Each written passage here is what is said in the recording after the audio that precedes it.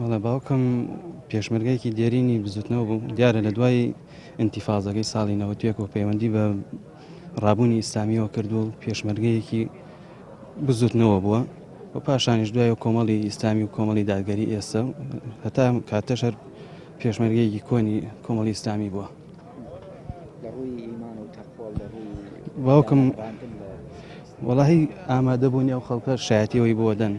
تەنانەت ئەم ئەوانەی کە ئێستا زۆریان لێرن باسیواکەن کام بەیانی لەگەڵ یابوونە لە نوێژە هەتا و کاتەی مرد ئەتوانم بڵێم زۆربەی فەرزەکانی لە مزگەوتدا نوێژیە کرد. دەستخۆشی لەو خەڵکەشەکەم کەم بەڕاستی سەبوریە بۆ دڵی ئێمە کە هاتوون بۆ ئێرە خۆی گەورە جەزای بە خێری و خەڵکە بداتون دەستیەوەش خۆش بێ سپاسانەکەم. دیارە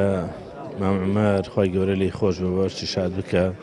هیچەکە لە پێشمەرگە دێرینەکانی سەحوەی ئیسلامی کە نازناوی کاک فاروق بوو و هەر لەو کاتەوەی کە پەیوەندی کردەوە بەم سەحوەی ئیسلامیەوە بەردەوام هەوڵی ئەوەی داوە کە خزمەتکارێکی ئەم دینە بێ و بەردەوام لەو ڕێژدا مناڵ و مناڵی لەسەر ئەوە پەروەردە کردووە کە بەردەوام هەوڵی ئەوە بدەن کە ئەم دینە بگاتە مەنزڵ و جێ خۆی بگرێ و ئێساشی پێ بێ کە بەو تەمەنەشە ئێمە هەر کات و ساتێکیشمان پێ و بێیا لە